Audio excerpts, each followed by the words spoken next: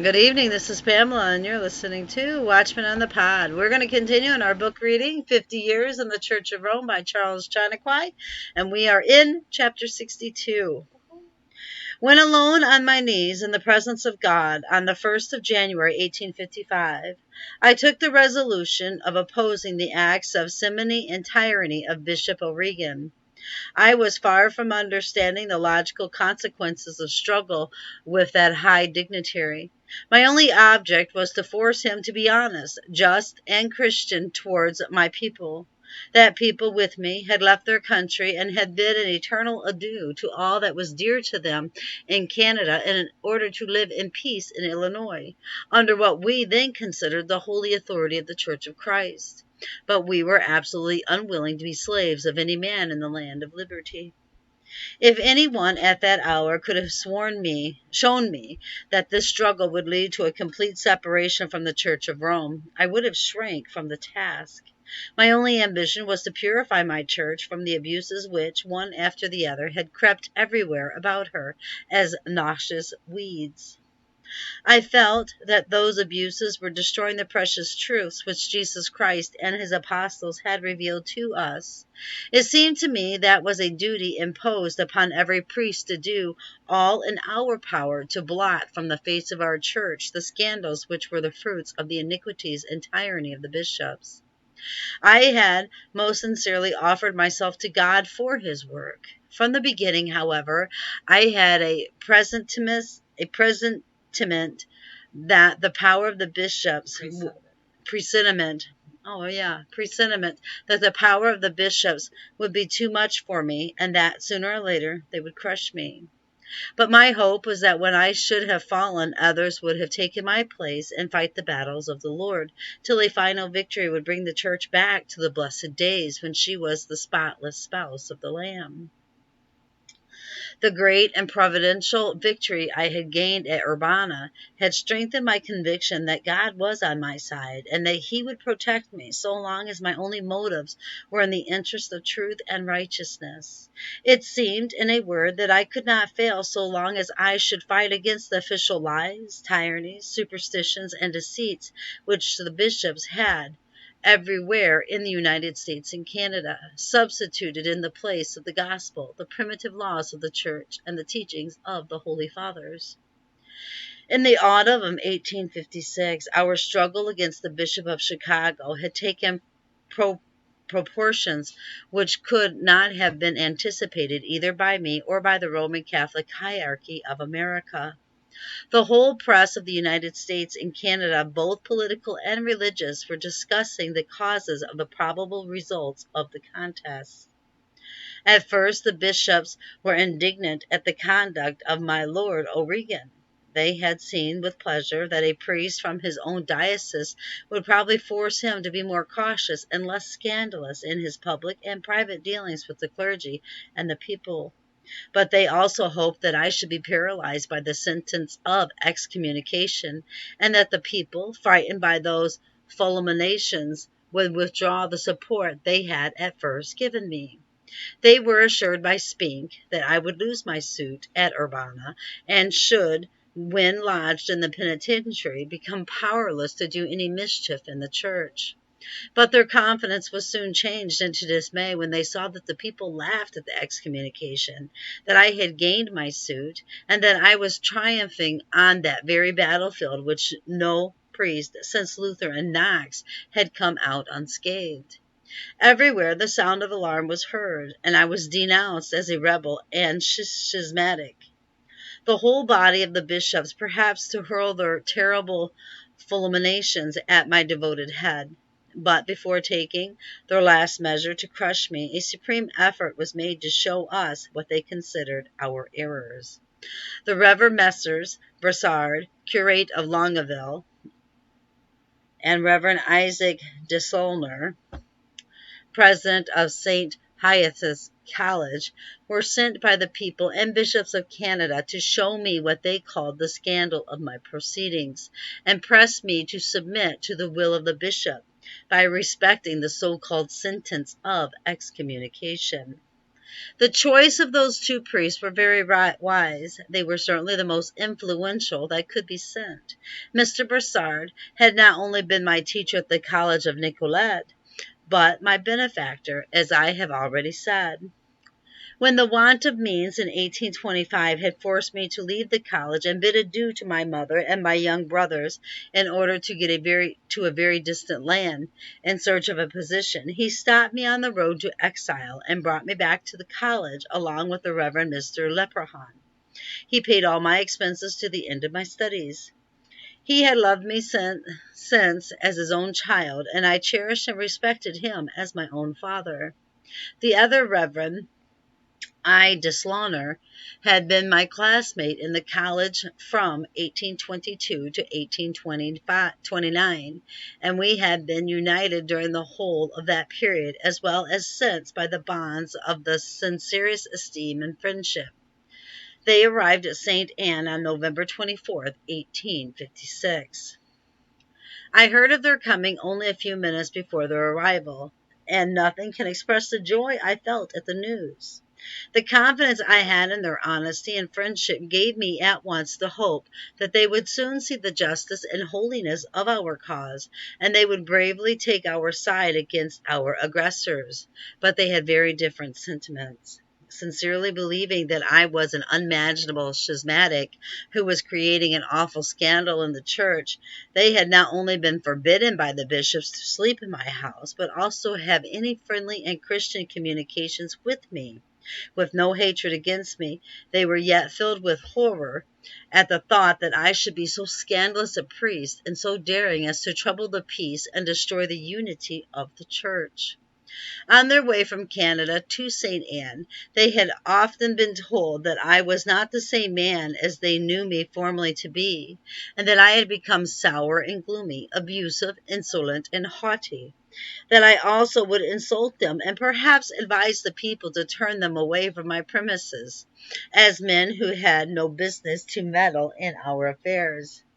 They were pleasantly disappointed, however, when they saw me running to meet them, as far as I could see them, to press them to my heart with the most sincere marks of affection and joy. I told them that all the treasures of California brought to my house would not make me half so happy as I was made by their presence. I at once expressed my hope that they were the messengers sent by God to bring us peace and to put an end to the deplorable state of things which was the cause of their long journey. Remarking that they were covered with mud, I invited them to go to their sleeping rooms to wash and refresh themselves. Sleeping rooms, said Mr. Deslonner. But our written instructions from the bishops who sent us forbid us to sleep here on account of your excommunication. Mr. Broussard answered, I must tell you, my dear Mr. Deslonner, a thing which I have kept secret till now. After reading that prohibition of sleeping here, I said to the bishop that if he would put a restraint upon me, he might choose another one to come here. I requested him to let us both act according to our conscience and common sense when we should be with Chiniquy. And today my conscience and common sense tells me that we cannot begin our mission of peace by insulting a man who gives us such a friendly and Christian reception. The people of Canada have chosen us as their deputies because we are the most sincere friends of Chiniquy. It is by keeping that character that we will best fulfill our sacred and solemn duties. I accept with pleasure the sleeping room offered me. Mr. Deslonner rejoined, I accepted also, for I did not come here to insult my best friend, but to save him. These kind words of my guests added to the joy I experienced at their coming. I told them, if you are here to obey the voice of your conscience and the dictates of your common sense, there is a glorious task before you. You will soon find that the people and the priests of St. Anne have also done nothing but listen to the voice of their honest conscience and follow the laws of common sense in their conduct toward the bishop. But, I added, this is not the time to explain my position, but the time to wash your dusty faces and refresh yourselves. Here are your rooms. Make yourself at home.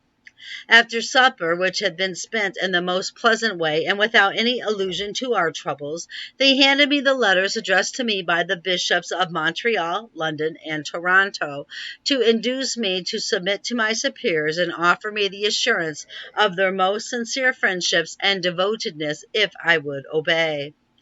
Mr. Doslener then said, "Now, my dear Mr. Chiniquy, we have been sent here by the people and bishops of Canada to take you away from the bottomless abyss into which you have fallen with your people. We have only 1 day and 2 nights to spend here. We must lose no time, but begin at once to fulfill our solemn mission." I answered, "If I have fallen into a bottomless abyss, as you say, and that you will draw me out of it, not only God and men will bless you, but I will also forever bless you for your charity. The first thing, however, you have to do here is to see if I am really fallen with my people into the bottomless pit which you speak." "But you are not excommunicated," quickly rejoined Mr. Doslener. "And, notwithstanding that excommunication, have you not continued to say your mass, preach, and hear the confessions of your people? Are you not then fallen into that state of irregularity and schism which separates you entirely from the church, and to which the Pope alone can restore you?" "No, my dear Mr. Doslener," I answered, "I am not more excommunicated than you are, for the simple reason that an act of excommunication which is not signed and certified is a public nullity unworthy of any attention. Here is the act of the so-called excommunication which makes so much noise to the world. Examine it yourself. Look if it is signed by the bishop or anyone else you know. Consider with attention if it is certified by anybody." And I handed him the document. After he examined it and turned it every way for more than half an hour with Mr. Broussard, without saying a word, he at last broke his silence and said, "If I have not seen it with my own eyes, I could never have believed that a bishop can play with such a sacrilegious comedy in the face of the world. You have several times published it in the press, but I confess that your best friends, and I among the rest, did not believe you.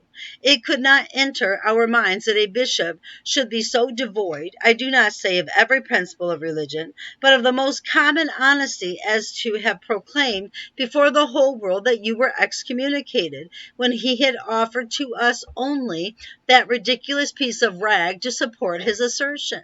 But, in the name of common sense, why is it that he has not signed his sentence of excommunication, or get it signed and countersigned by some authorized people, when it is so evident that he wanted to excommunicate you? His reason for not putting his name, nor the name of any known person, at the bottom of that so-called excommunication is very clear," I answered. "Though our bishop is one of the most accomplished rogues of Illinois, he is still more a coward than a rogue. I had threatened to bring him before the civil court of the country if he dared to destroy my character by a sentence of interdict or excommunication, and he found that the only way to save himself in the same time that he was outraging me was not to sign that paper. He thereby took away from me the power of prosecuting him, for the first thing I would have to do in a prosecution in that case would be to prove the signature of the bishop. Where could I find a witness who would swear that this is his signature? Would you swear it yourself, my dear Doslener? Oh, no, for surely it is not his signature, nor that of his grand vicar or secretary." But without going any further, he added, "We must confess to you that we have talked to the bishop when passing through Chicago, asking him if he had made any public or private inquest against you, and if he had found you guilty of any crime. As he felt embarrassed by our questions, we told him that it was in our public character as deputies of the bishops and people of Canada towards you that we were putting to him those questions, that it was necessary for us to know all about your public and private character when we were coming to press you to reconcile yourself to the bishop. He answered that he had never made any inquest about you, though you had requested him several times to do it, for the simple reason that he was persuaded that you were one of his best priests. Your only defect, he said, was a spirit of stubbornness and want of respect and obedience to your superior, and your meddling with his dealings with his diocese, with which you had no business. He told us also that you refused to go to Cahoca, but his face became so red and his tongue was so strangely lisping when he said that I suspected it was a falsehood, and we have now before our eyes the document signed by 4 unimpeachable witnesses that it was more than a falsehood, it was a lie.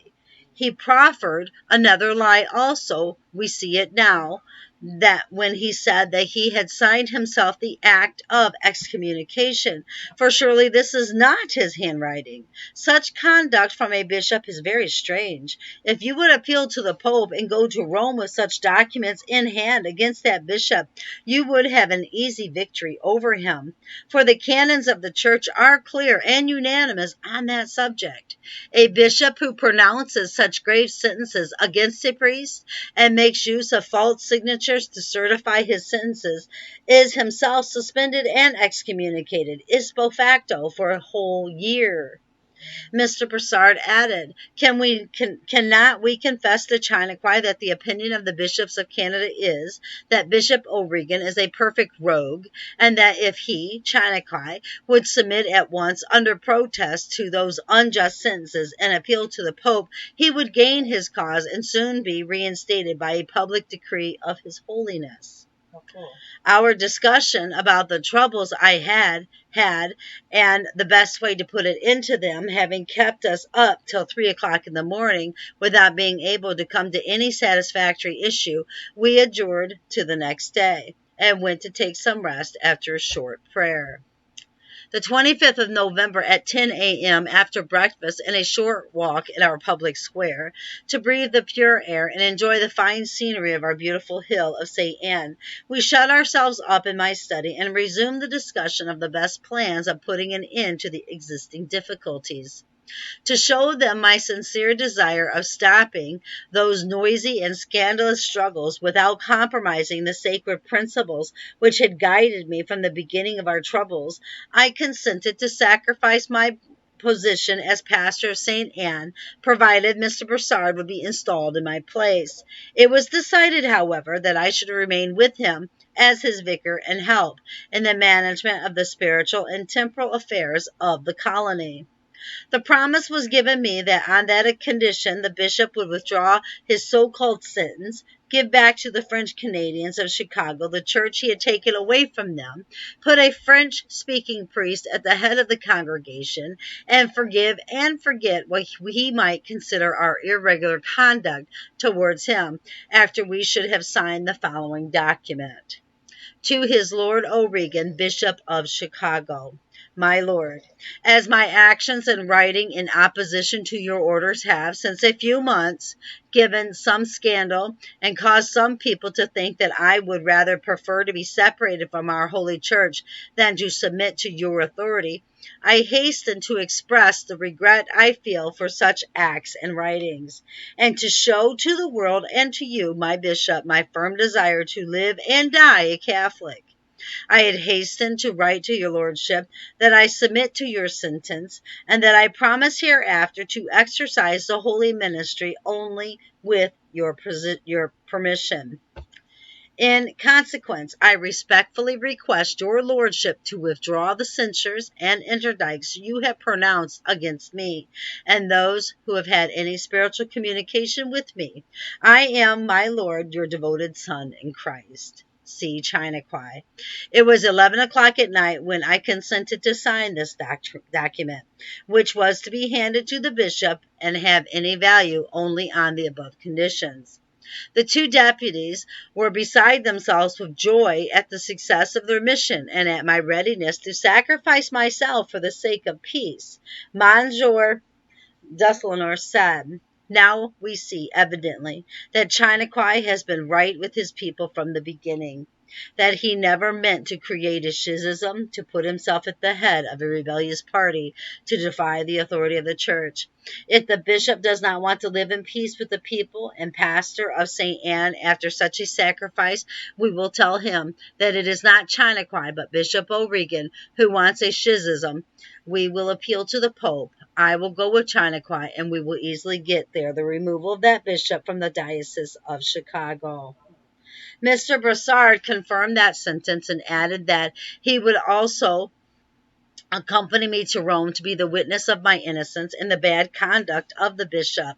He added that it would take him a week to raise twice the amount of money in Montreal we would have required to go to Rome.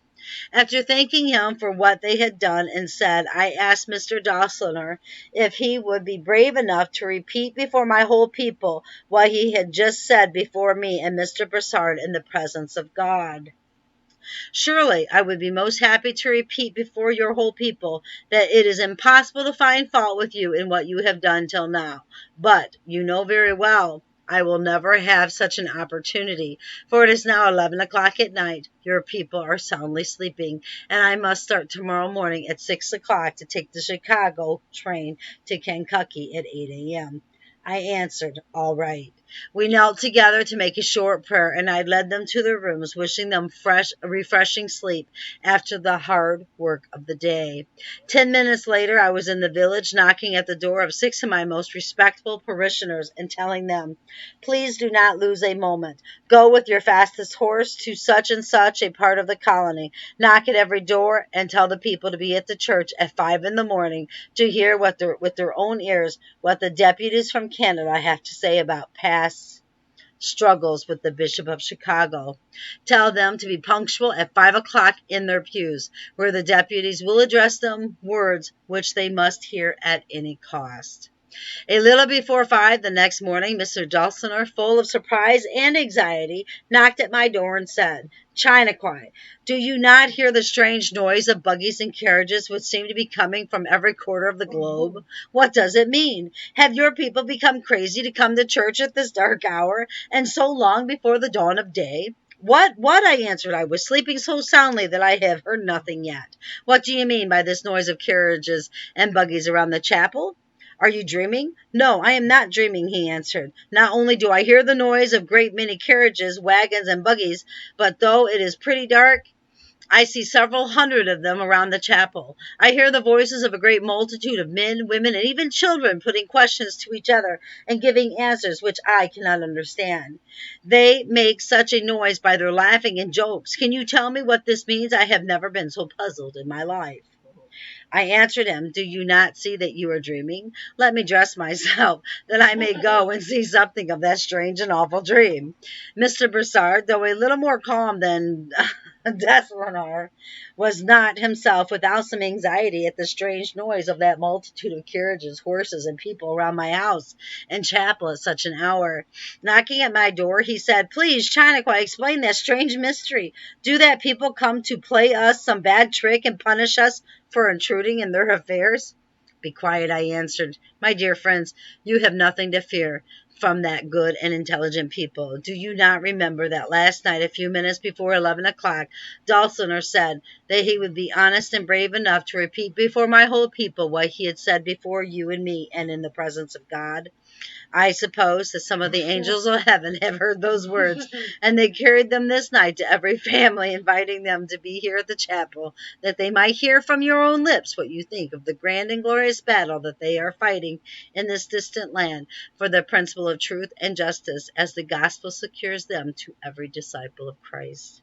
Well, said Dossler, there is only one Chiniquy in the world to take me in such a trap, and there is only one people under heaven to do what this people is doing here. I would never have given you that answer had I been morally sure that I would never have had an opportunity to fill it. Who would think you would play me such a trick? But, he added, though I know that this will terribly compromise me before certain parties, it is too late to retract, and I will fulfill my promise. It is impossible to express my own joy and the joy of that noble people when they heard from the very lips of those deputies that after spending spending a whole day and 2 nights in examining all that had been done by their pastor and by them in that solemn and fearful contest, they would declare that they had not broken any law of God, nor his holy church, and that they had kept themselves in the very way prescribed by the canons. Tears of joy were rolling down every cheek when they heard Mr. Dawsoner telling them, which Mr. Brassard confirmed after, that the bishop had no possible right to interdict their pastor, since he had told them that he was one of his best priests, and that they had done well not to pay any attention to an act of excommunication, which was a sham and sacrilegious comedy, not having been signed nor certified by any known person. Both deputies said, Mr. Brassard will be your pastor, and Mr. Chiniquy, as his vicar, will remain in your midst. He has signed an act of submission, which we have found sufficient, on the condition that the bishop will let you live in peace and withdraw the sentence he says he has fulminated against you.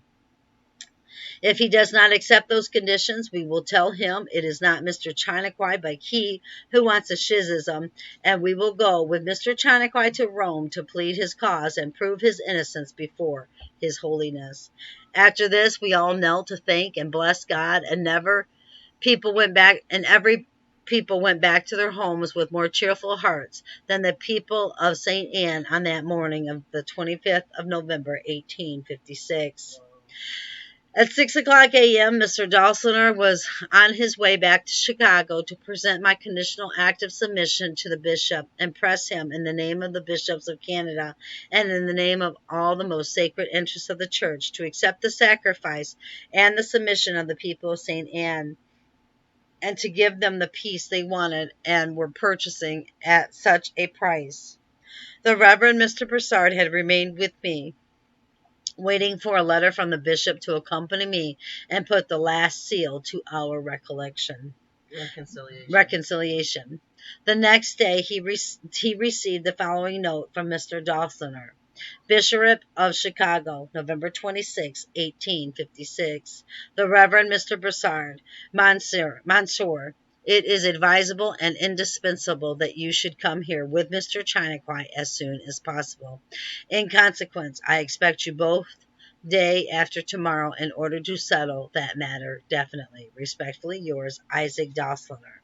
After reading that letter with Mr. Brassard, I said, do you not feel that these cold words mean nothing good? I regret that you have not gone with Dawsoner to the bishop.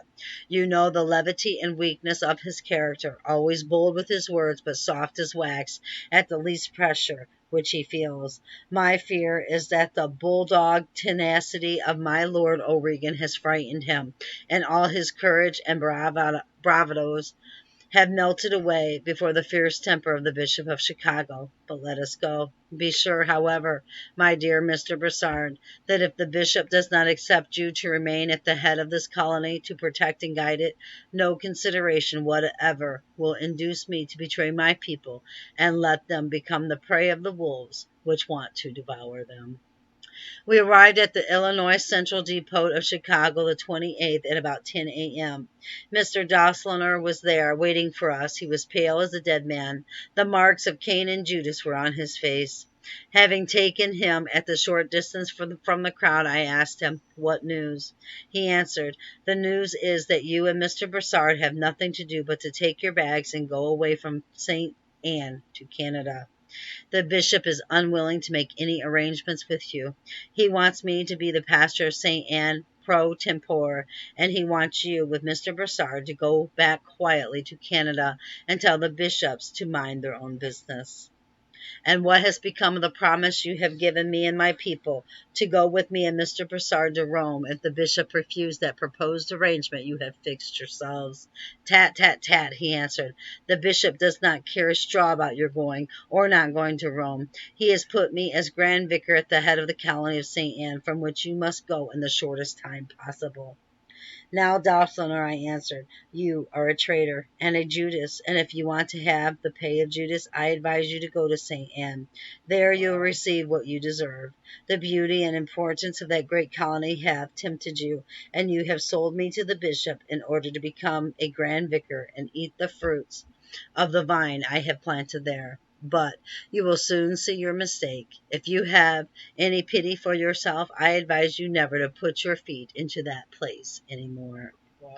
Dawsoner answered, the bishop will not make any arrangements with you unless you retract publicly what you have written against him on account of his taking possession of the Church of the French Canadians of Chicago, and you must publish in the press that he was right and honest in what he did in that circumstance.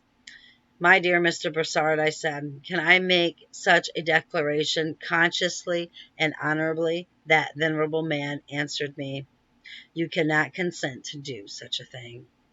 Dawsoner, I said, do you hear? Mr. Broussard and your conscience, if you have any, tell you the same thing. If you take sides against me with a man whom you have yourself declared yesterday to be a sacrilegious thief, you are not better than he is. Go and work with him. As for me, I go back into the midst of my dear noble people of St. Anne. What will you do there, answered Mr. Dawsoner, when the bishop has forbidden you to remain? What will I do? I answered. I will teach those true disciples of Jesus Christ to despise and shun the tyrants and the traitors, even though wearing a mitre or a square bonnet on bonnet carreur, our go traitor, and finish your Judas work. Adieu. I then threw myself into the arms of Mr. Broussard, who was almost speechless, suffocated in sobs and tears. I pressed him to my heart and said, adieu, my dear friend, my dear Mr. Broussard. Go back to Canada and tell my friends how the cowardice and ambition of that traitor has ruined the hope we had of putting an end to this deplorable state of affairs. I go back among my brethren of St. Anne with more determination than ever to protect them against the tyranny and impiety of our despotic rulers. It will be more easy than ever to show them that the Son of God has not redeemed us on the cross that we might be slaves of those heartless traitors and souls. I will more earnestly than ever teach my people to shun the modern gospel of the bishops in order to follow the old gospel of Jesus Christ as the only hope and life of our poor fallen humanity.